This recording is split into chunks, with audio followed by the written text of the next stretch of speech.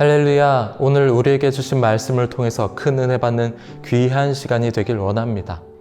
오늘 시편 22편의 말씀은 신약 성서에서 예수님께서 십자가 위에서 하신 말씀으로도 굉장히 유명합니다.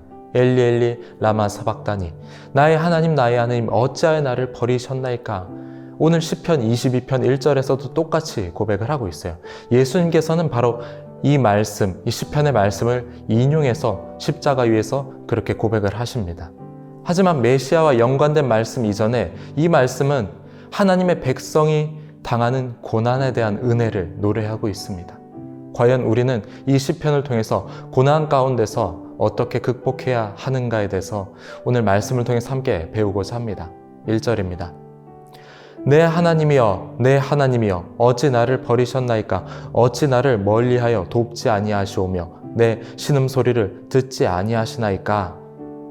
이 한 구절에서 시편 기자가 당하고 있는 고난이 얼마나 극심한가를 짐작해 볼 수가 있습니다. 하나님을 부르짖었는데 하나님은 나를 멀리하시고 돕지 아니하시고 내 신음소리를 듣지 아니하신다. 사람들이 버린 것 같은 상황, 그리고 하나님마저도 나를 멀리하고 버린 것 같은 그런 상황 가운데 시편 기자는 놓여 있습니다. 나는 정말 힘든데, 나는 정말 외로운데 하나님이 나를 떠난 것 같은 상황입니다. 2절입니다. 내 하나님이여, 내가 낮에도 부르짖고 밤에도 잠잠하지 아니하오나 응답하지 아니하시나이다. 하나님께 낮에도 부르짖었습니다. 밤에도 부르짖었습니다. 하지만 응답이 없습니다. 이런 겁니다. 새벽 기도 열심히 나오고 철야 기도까지 열심히 하고 있는데 하나님께서 아무리 기도를 해도 듣지 아니하신다. 점점 더 지쳐가는 상황 가운데서 6절은 또 이렇게 고백합니다. 나는 벌레요, 사람이 아니라 사람의 비방거리요, 백성의 조롱거리니이다. 굉장히 비참한 현실을 보여주고 있습니다. 벌레만도 못한 삶을 살고 있다는 겁니다. 사람이 사는 것 같은 인생이 아니라는 겁니다. 나는 외롭고 슬픈데, 아픈데 사람들을 나를 도와주기는커녕 나를 비방하고 또 조롱하는 소리들만 가득할 뿐이라는 겁니다.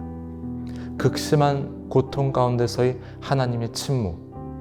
여기에 대해서 시편 기자는 어떻게 응답을 할까요? 3절 말씀을 보시면은 하나님을 찬양합니다. 고난 가운데서 시편 기자는 하나님을 찬양합니다.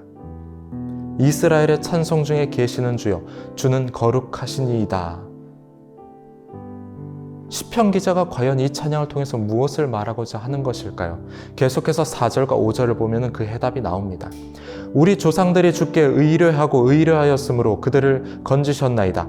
그들이 주께 부르짖어 구원을 얻고 주께 의뢰하여 수치를 당하지 아니하였나이다. 시편 기자는 무엇을 기억하고 있습니까? 조상들의 경험을 기억하고 있습니다.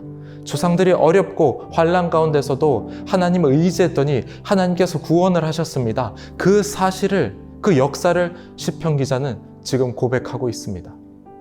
감정과 사실의 문제라는 겁니다. 감정과 사실의 문제요. 고난 가운데서도 하나님께 버림받았다는 이 감정, 하나님을 향한 원망의 감정, 이것은 사실이 아니라 감정일 뿐이라는 것입니다. 사실은 어떻습니까? 하나님께서는 선택한 백성을 버리지 않는다는 사실입니다. 우리의 고난 가운데 함께 하신다는 사실입니다. 모든 상황들을 합력하여 선한 결과로 나에게 인도하신다는 사실입니다. 너는 내게 부르짖으라, 내가 내게 응답하겠고, 그 응답이 지금 내 상황과 맞아떨어지지 않을 뿐이지, 지금 단지 침묵하실 뿐이지 하나님께서 나를 버리신 것은 아니라는 것이 바로 우리에게 주어진 사실입니다. 그분께서는 나를 사망의 음침한 골짜기라 할지라도 나와 함께 하십니다. 나를 떠나지 않습니다. 나를 버리지 않습니다. 이 사실을 믿는 사람들이 바로 그리스도인입니다. 고난 가운데서도 이 사실을 붙잡으십시오. 하나님은 반드시 살아계신다. 그리고 그분께서는 내 안에서 살아계시고 내 삶을 주장하시고 나와 함께 하신다. 이 사실을 붙잡으시길 원합니다. 고난은 하나님의 뜻은 아닙니다. 이 고난이 찾아오는 경로들을 보면은 사람들로 인한 고난, 그리고 나의 잘못으로 인한 고난도 있겠죠. 나의 욕심 때문에 오는 고난, 또 사회 구조적인 악으로 인해서 오는 고난들도 있습니다. 사탄이 나를 시험하기 위해서 또 찾아오는 고난도 있습니다. 어떤 상황이라 할지라도 그 고통은 하나님께서 주시는 것이 아닙니다. 하나님께서는 우리를 아프게 하시고 낫게 하셨다가 아프게 하셨다가 또 낫게 하셨다가 그것을 즐거워하시는 분은 아니라는 사실입니다. 하나님께서는 고난, 고통을 허락하실 뿐입니다. 우리에게 고난이 찾아왔을 때 그 고난을 통해서 일하십니다. 그리고 고난을 합력하여 선한 결과로 만드십니다. 그것이 바로 하나님의 뜻입니다. 고난의 상황 가운데서 나를 단련하시고 나의 불순물을 모두 제거하시고 나의 힘을 빼시고 나를 정금같이 만드시는 것이 바로 하나님의 뜻입니다. 고난을 통해서 우리는 힘을 빼게 된다는 거예요. 내 모든 불순물들이 제거된다는 것입니다. 내 힘이 들어가 있으면 하나님이 일하시기 어렵습니다. 그래서 고난을 통해서 우리는 하나님의 사람으로 더 가까워지고 성숙한 그리스도인이 될 수 있어요. 운동할 때 보면 어떻습니까? 수영을 배울 때 물에 뜨려면 힘 빼라고 합니다. 축구할 때도 공 찰 때 힘 빼고 차라고 하고 야구할 때 공을 던질 때도 힘 빼고 던지라고 합니다. 무슨 운동이든지 힘을 빼야지 잘 됩니다.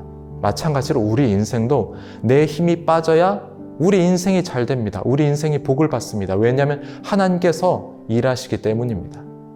말씀을 마칩니다. 고난 가운데서 중요한 것은 감정이 아니라 사실입니다. 하나님께서 살아계시고 나와 함께 하신다는 그 사실을 붙들으시길 원합니다. 고난 가운데서 고난으로 인한 하나님 은혜, 하나님의 복이 있다는 사실을 기억하면서 오늘 시편 기자처럼 비록 울부짖음과 어려움 가운데 처하게 된다 할지라도 그 가운데서 하나님을 믿고 하나님과 동행하며 고난이 선으로 바뀌는 놀라운 역사를 경험하시기를 주님의 이름으로 축복합니다.